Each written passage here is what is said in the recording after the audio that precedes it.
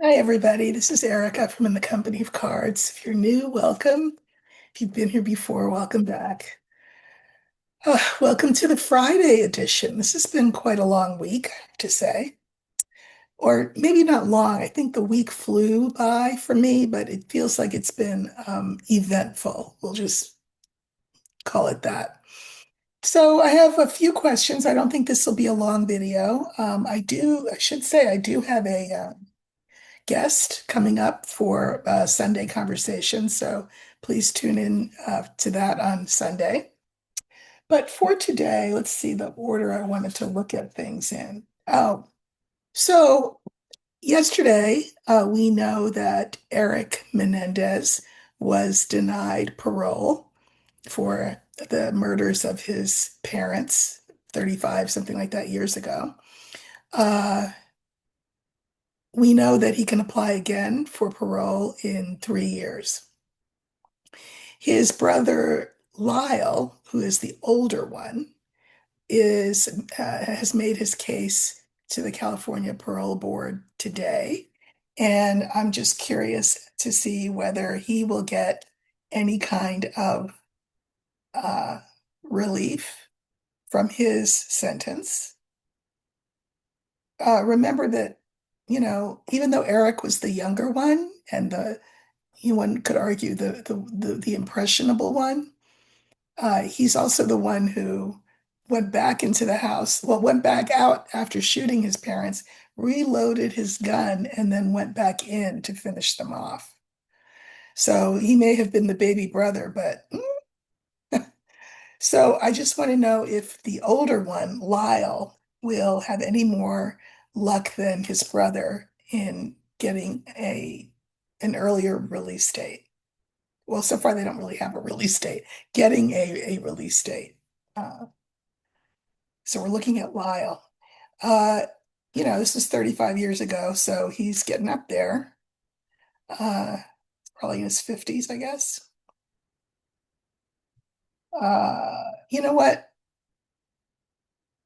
I'm not gonna pick a significator. Let's just let spirit tell us how will things go for Lyle, who has made his case before the parole board. Will he get pardoned or paroled?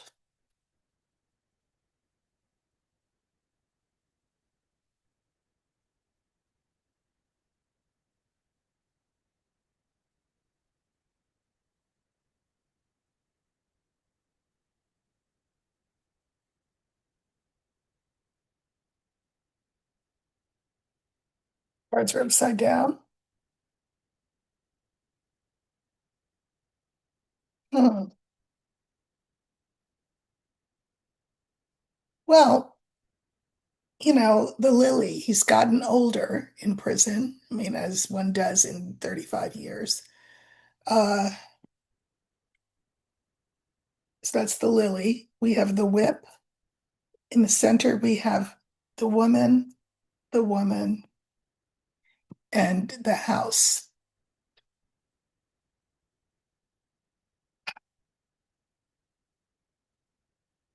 I mean, I'm assuming that there are women on the parole board.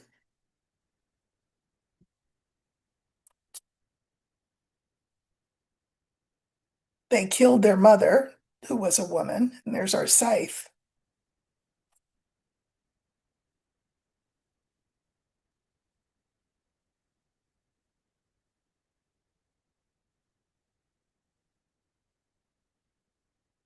Okay, so again, I just pulled one card on the woman. I'm thinking that stands for Kitty Menendez. I mean, you killed your mother, for God's sake.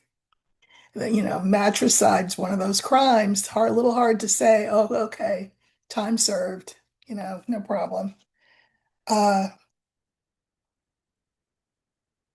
I think that he thinks, you know, people will have softened towards him after 35 years. Remember that uh, they brought out evidence about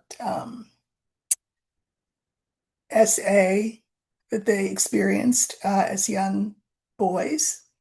Um, so I think they're hoping that they will be shown some mercy.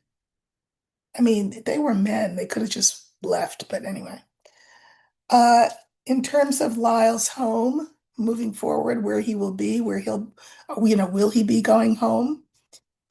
No, because we have the tower. Tower is the card for um, prison. And his future is to stay in prison indefinitely. You know, it's interesting that we have that older man card, and I can mirror it with the lily, which is also the card for an older man. So I think that he will be in prison for the rest of his natural life. So there we go. I think they will both have been denied parole. And I think they'll continue to be denied parole. I don't think that the culture has moved in the direction that they thought it did, such that you could come up with a justification for that kind of overkill murder by saying that we were SA'd as young boys, when meanwhile all you had to do was walk out the door, go get a job, live your life, never see them again. Go no contact is apparently is the current trend. Um, killing their parents was not, the court of last resort that they should have chosen. But anyway, so I don't think he will be shown any more mercy than his brother Eric.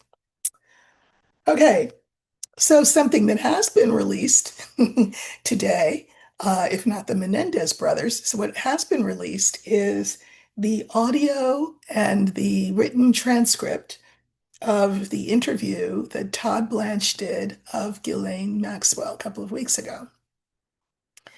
Now, good, that's great. They let that out. That is no substitute for um, the files that everybody wants, which are being dribbed and drabbed out to a congressional committee instead of being given to them wholesale in total, which is what the law says that should happen.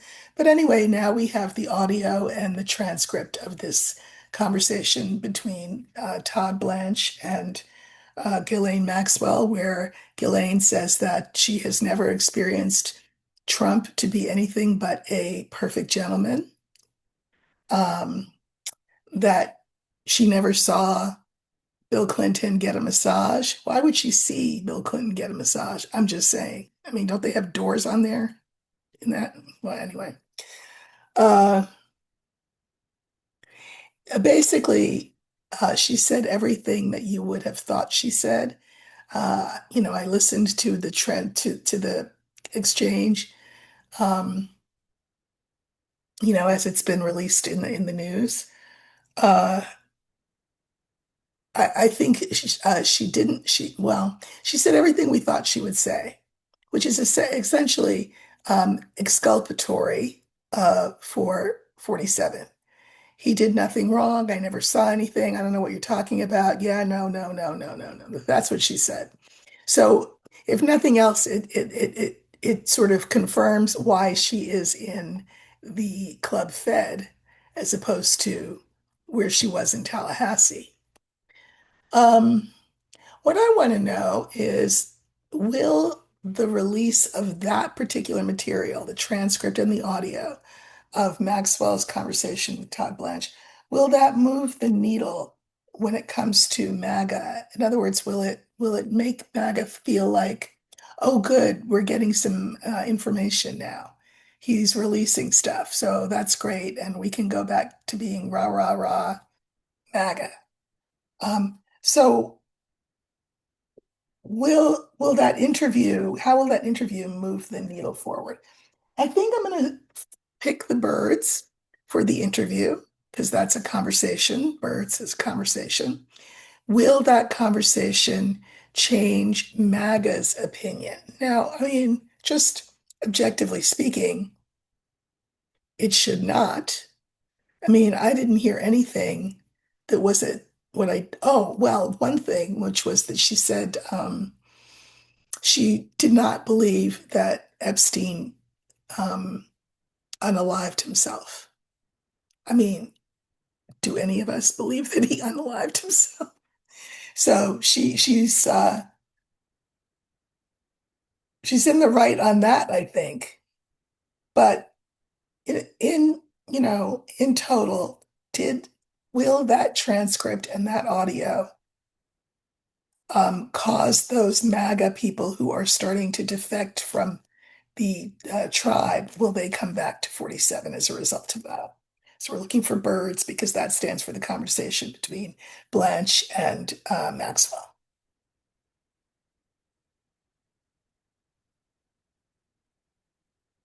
Sorry. Okay, birds. Why are they still upside down? Oh, now they're, oh my goodness. All right. My cards are never upside down, so I don't know what that's about. Okay, there's birds. So this stands for that conversation that they had a couple of weeks ago. Will it move the needle?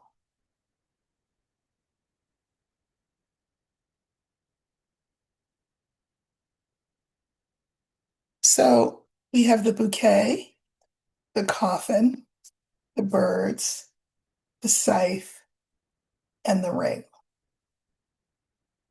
Uh, the question, you know, what some people do when they read cards is they look at the cards and they all say, oh, well, it didn't answer the question I was asking. It answered something else. No, it didn't. The cards will never do that. The cards will only ever answer the question that you ask. So your job is to say, well, okay, if that's the given, that they answered my question, now I have to figure out what do they mean. So we have the bouquet, we have the coffin, we have the birds, the scythe, and the ring. And if you remember my question was, will this move the needle for any disaffected MAGA people who have turned away from 47 because of the Epstein scandal.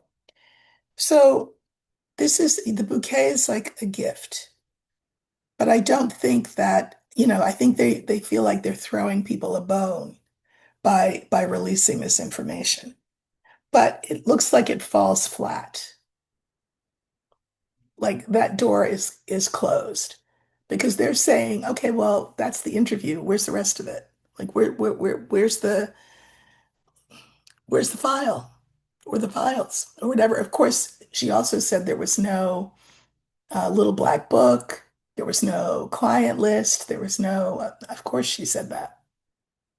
So, what is it? What file was it that Pam Bondi supposedly had on her desk until she didn't have it on her desk? At any rate, this bone that they throw the faithful in terms of the transcript and the audio falls flat. It's a dud. Um, this was that conversation between them. And then we have the scythe and the ring. I think that this is about loyalty, the loyalty that they had for 47. A lot of them have cut it. A lot of them are not loyal to him anymore because of this whole Epstein thing. And so anything out of Ghislaine's mouth is not going to change that equation. That's what I think. That's what the cards are saying. Uh,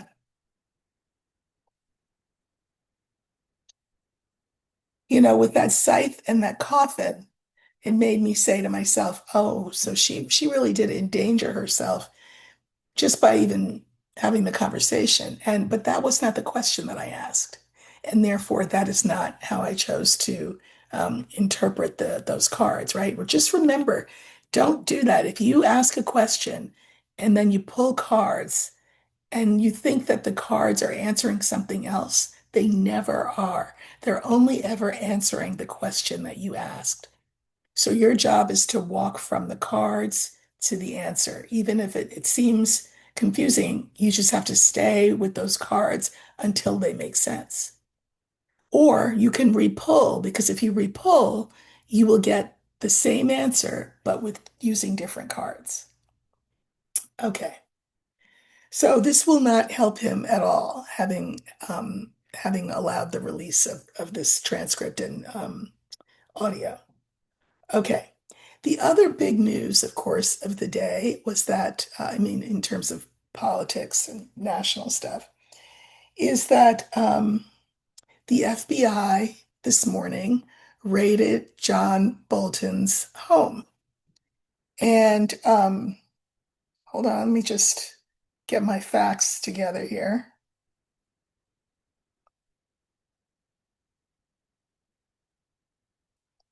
Okay. Uh, we know that Bolton was a former advisor to Trump. Uh, and he was the national security advisor. And we know that during the first term, he parted company with 47, wrote a book about it even, and accused him of being really not the brightest bulb, and just not a good guy. And so, of course, that lands him on you know who's enemies list. So this morning early, his house was raided. And so I guess I have a couple of questions. Uh, did they first question is it's like a two-part question. First part is, did they find anything incriminating in their raid of John Bolton's house? Now, obviously, why was his house raided? Why did they not give him warning? Why? It's an intimidation technique, right? Patel's got an enemies list. John Bolton is on it. They've already removed his Secret Service protection. Uh, you know, so did they find evidence? Let's have Spirit answer all the questions, pick all the cards. Was evidence found in John Bolton's house that would be um, incriminating to him, for him?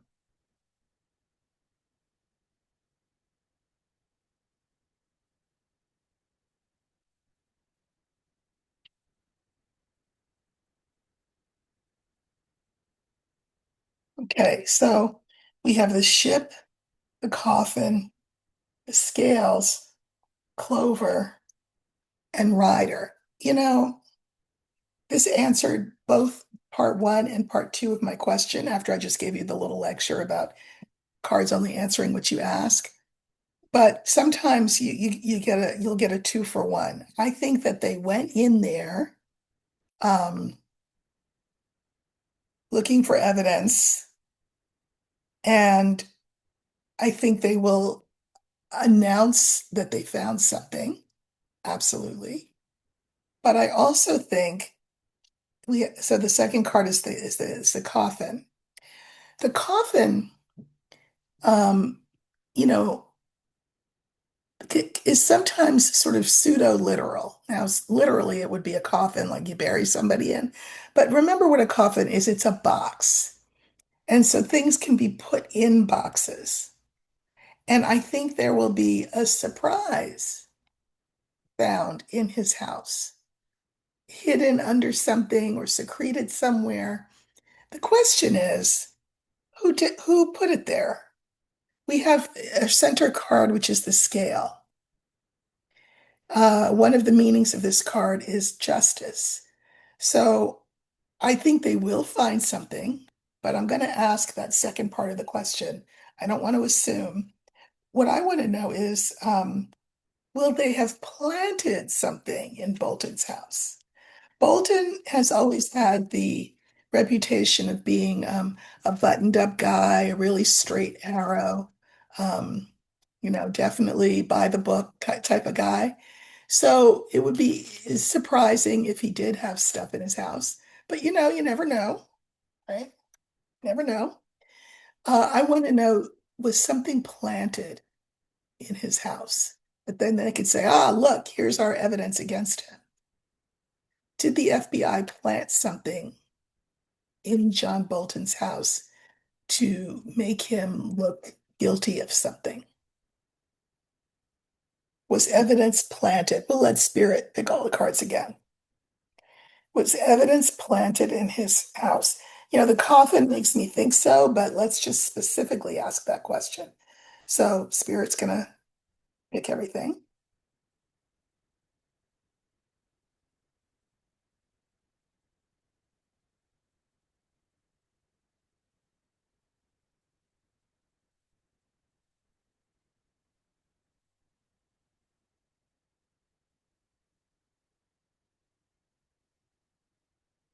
Okay, so we have the scythe, the letter, the cross, I mean the ring, a little tired, the heart, and the mice. So listen, I think that they went in there really super aggressively. I think that they wanted to sort of put the fear of God in him, which, I mean, if somebody's banging on your door, FBI, open up, at dawn, that would be, disconcerting. So that was the intention. But yeah, here's documents that they want to plant. Um, the ring. The ring is about, there's a case that they're trying to make against Bolton and everybody who's not MAGA, that they're all part of some kind of cabal. Um,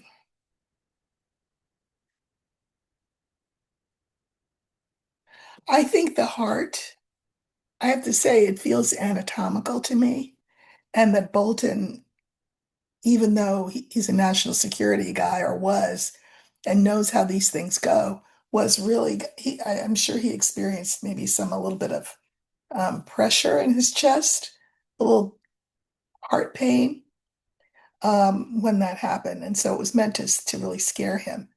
But the fact that we have this card here just in the first place makes me think they did plant something that we will hear about. We won't hear that they planted it. We'll hear that they found it.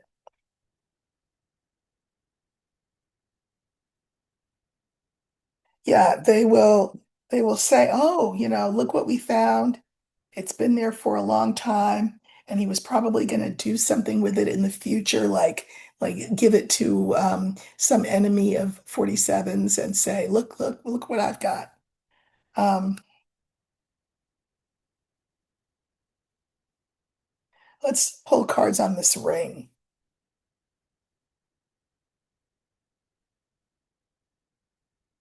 Yeah, Bolton wants you to think that he's true blue all-American, um, nothing but a patriot. But oh, look, we found evidence to show that he is not on the straight and narrow, that he's crooked. And they will want to announce that to the public. So I do think, I mean, I'm no Bolton fan, let me just say, but I do not think from the cards, I do not think he had evidence in his house. I do think evidence will have been planted in his house to make him look, to cast aspersions on his character, on his patriotism, uh, on his loyalty uh, to the nation. Uh, It wasn't just to scare him, it was to plant something. Okay. Um,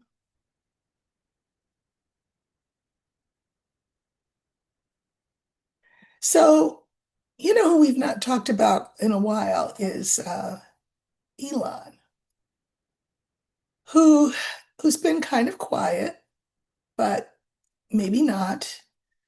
Uh, I I know I've heard that 47 and company would love to get him back because they could use his money, but I also heard that he has been talking to JD Vance about the possibility of backing him for the 2028 election.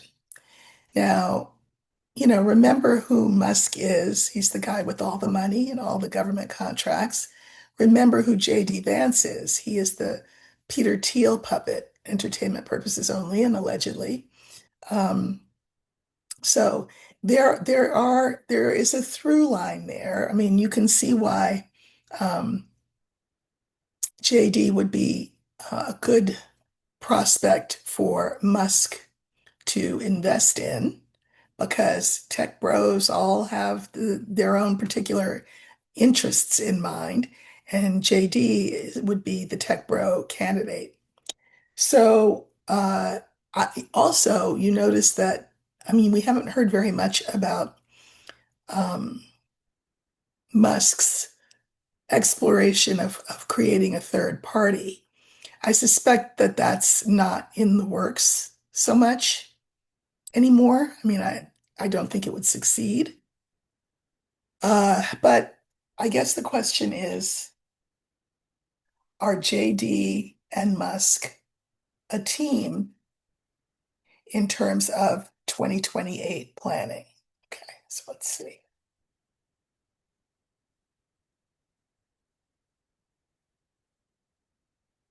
Um,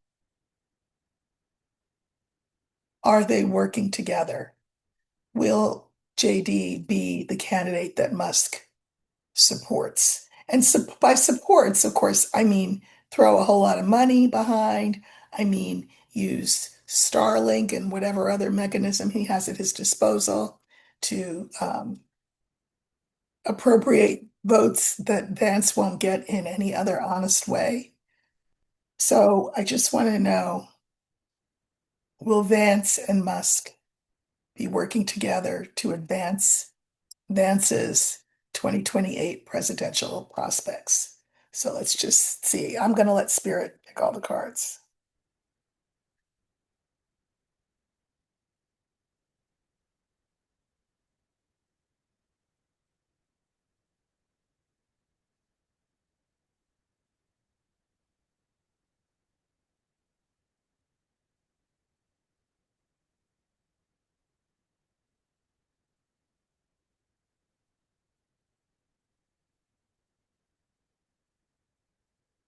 Interesting. You saw me pull the cards, and I sort of pulled them from wherever they felt right. That's how I do it. Whatever feels like the right card, that's how I'm pulling it. And very interesting how many similar cards came out to the question that I just looked at. So here we have the letter, the young woman, the ring in the middle, the bouquet, and the heart. Um, so yeah, I mean, this is votes for the 2028 election. This is Vance. And I say it because it's yin energy, not yang energy. Yin energy in the sense that yin energy is open, receptive, passive, all of those kind of stereotypical things that I hate to say about this card. But that's what it is. And we know that Vance has a master, and the master is Peter Thiel. And I suspect he will have another master if he wants to get the votes, and that will be Musk. And Thiel and Musk would work together. I think there is some sort of agreement. That's what the ring means here, an agreement to work together, and that Vance will be handsomely rewarded. So, watch this space, watch the news for that, because there is a time coming which will be post 47. And, it's not a time to sort of let down our guard because that's not going to be any better than what we've got right now. Not for a while. Not for a while. Uh,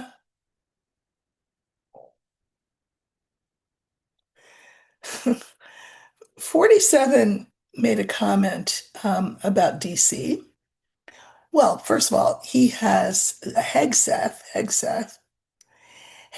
has ordered that the National Guard who are patrolling DC must be now armed.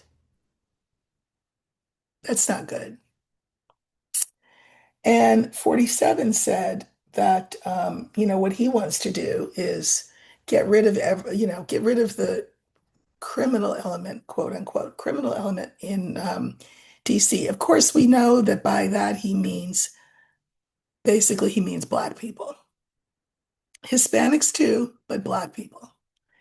And then he goes on to say, well, before I say what he said, let me tell you a story. This is years and years ago when Reagan was campaigning. So, you know, a long time ago. And so he was giving this speech. I was watching it on TV, and he said, and it was in one of those states that gets a lot of snow. And he said, he actually said, "Oh," he said, "it's so wonderful to see all of these beautiful white faces." And I said, "Wait, what?" But that's what he said.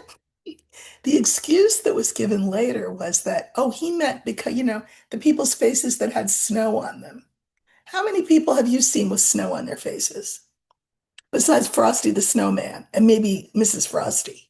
People don't get snow on their faces. He was talking about white people. So the Republicans have always been shady. I'm just saying. Anyway, 47, speaking of shady, with shades of Reagan in the statement, said this. He said, he's going to depopulate the DC, meaning get rid of the Black people. He says, so that, quote, when people come from Iowa, Indiana, all the beautiful places, they're not going to go home in a body bag. What? The beautiful places, Iowa and Indiana. What do Iowa and Indiana have in common? Are you aware? Because I'm aware they don't have a lot of Black people. I'm just saying. So, but maybe I misread Reagan all those years ago. Maybe I'm misreading 47. Maybe he meant something else. What did he mean when he said all the beautiful places? When visitors come to DC from all the beautiful places like Iowa and Indiana, what did he mean? So this time, let's use him as the significator. We'll use the older man. What did he mean by that? I'm just curious. I mean, I know what I think, but let's see what the cards think.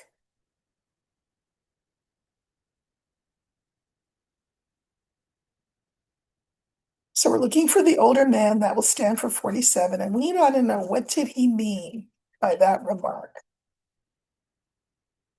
I don't like my cards upside down. Sorry.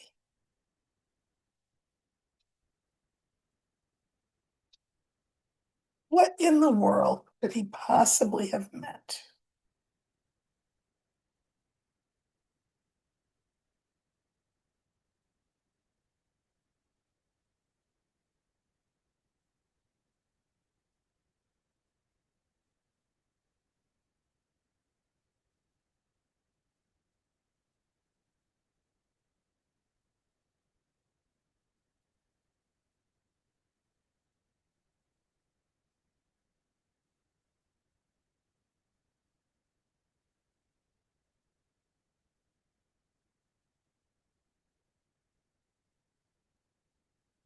Okay.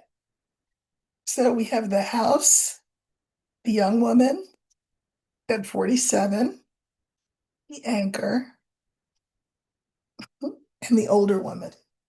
Wait till I tell you what I think that card's about. So, this is him. This is DC. This is the White House, all of that. Um, and he's making a commentary about Black people, especially Black women he can't stand, by the way. Uh, yeah. So he wants the remark to seem benign. What do you mean? What did I mean? I didn't mean anything.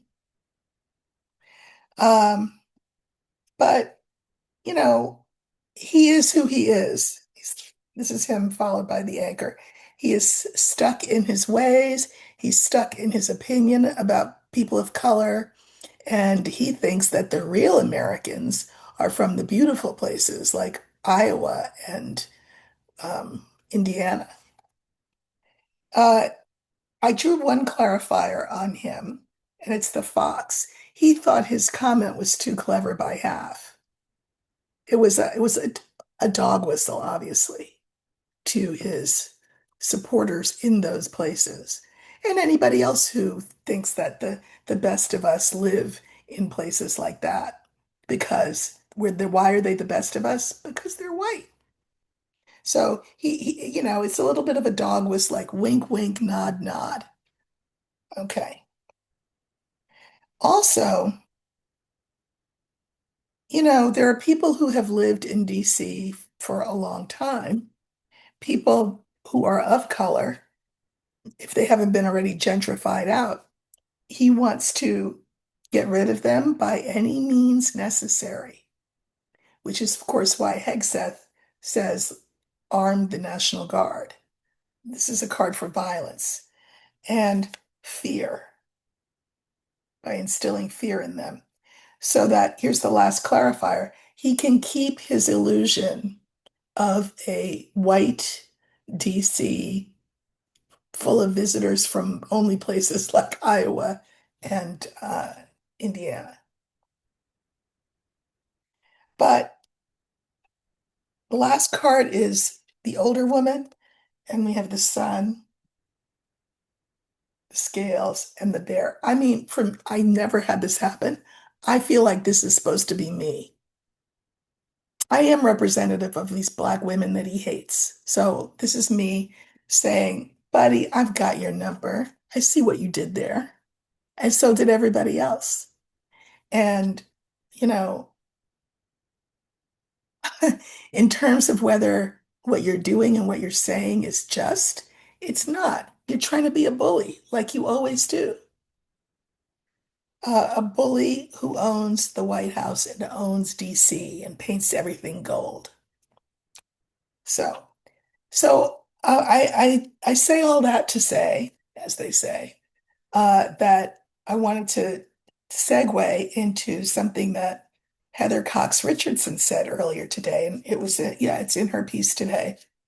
So go watch that. She's amazing. She's a national treasure. She just really, if you're not familiar with her work, and I hope most of you are, Heather Cox Richardson. She's an historian, a professor, um, very popular on Substack. She's on Zoom, and she helps us make sense of this, what's going on in this country in the context of history. And so one of the things that she said today, and I just thought it was really, I liked it because of its truth and its cogency. She said, there have always been two strains running through this country, through two through lines running through this country. Each of them is American. They are equally American. One is not more American than the other. The one says that there are some people in this country who are better and more deserving than other people in this country. This is the MAGA think. And I mean, obviously, as she noted, there has been that through line since the first um, explorers came here, where they came, they saw what they saw, and they decided we're better than that. That belongs to us. We're going to conquer that, and we're going to conquer them. So it is American. There is another through line, though, she says, which says the opposite. And it says that, people are created equal and that you know, we all deserve life, liberty, and the pursuit of happiness. That's what's written in our documents. That's the theory that a lot of people in this country have lived by historically.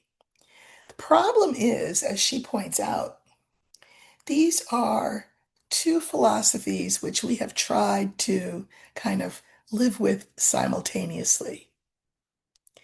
And occasionally we are reminded that they are incompatible, that they cannot, in fact, coexist. And so this is the question, which will we choose? Because each is absolutely, unequivocally, unapologetically American. Some of it should be apologetically, but we'll leave that alone. So I guess I want to ask this big question for a Friday. And I want you to remember that time is mutable. People have free will. Energy is mutable. And that whatever outcome we get, as I ask this question, if we like it, then we need to move towards it. If we don't like it, then we need to move away from it. So nothing in these cards is written in stone, but I am curious I'm curious which path we choose, which through line we are inclined to choose as an American people. Uh, Door one or door two. Door one is there are some people who are more deserving than others. There are some people who are inferior to others and should be treated as such. That is very American. Door number two says the opposite, that we should strive for a more perfect union because all of us are equal. Okay, so let's see. For door number one, this would be the MAGA door. I'm going to pull, I think I'll pull three cards. If I need more, I'll pull them. So this is door number one. Now we're looking at what direction are we headed in? And this is door number two. Door number one are these three cards, and they are the philosophy, the through line that some people are more equal than others, some are more deserving than others, and should be treated accordingly. Do we like that? Whoops. We have the mice, the heart, and the stork. And then we have the other door, which is that more perfect union thing. Garden, the young woman, and the scale. Interesting. So with that first um, MAGA philosophy, we'll call it, mice, heart, and stork. They claim to love America. Country music, as long as it's not by Beyonce. Uh, American faces, as long as they're white with snow. American visitors to the Capitol, as long as they're from Indiana and Iowa, the beautiful places. Mice erode things. They eat away at things. They are destructive. They're harmful. They carry germs and disease. And so whatever you think you love, whatever you think you can make better by being of this persuasion, the fact that the line ends with the mice indicates that you're kidding yourselves and you end up destroying what we have at all. You're just destroying it. Um, because what is that quote from The Sound of Music? Nothing comes from nothing. Nothing ever could. So nothing comes from this kind of thinking. Those mice are destructive. That second strain that Heather Cox Richardson references, which is the one that most people on my channel subscribe to, certainly the one that I subscribe to, we have the garden, the woman, and the scales. The people know that it is better to be kinder to each other, gentler towards each other, more accepting and open towards each other, because that is the fair That is what's fair and balanced. Not what Fox News tells you is fair and balanced. That is what's fair and balanced. So I think that this is a really optimistic um, set of cards. I think that this ugliness in the end will be what? Seen for what it is. I guess I'll say that. Seen for what it is. And that enough people will be harmed by it. I mean, and people of all stripes. I'm not just saying people of color are harmed by this thinking. People of all stripes will be harmed by this, that they will choose the better, more equitable path. Call me Pollyanna. It's okay. All right, everybody. Have a wonderful Friday. Um, do tune in on Sunday when I'll have a guest. Um, and thank you so much for liking, sharing, subscribing, commenting. I do read all the comments and really appreciate them for the most part, and really appreciate all of you. So thank you so much for being here, and I'll see you Sunday. Take care.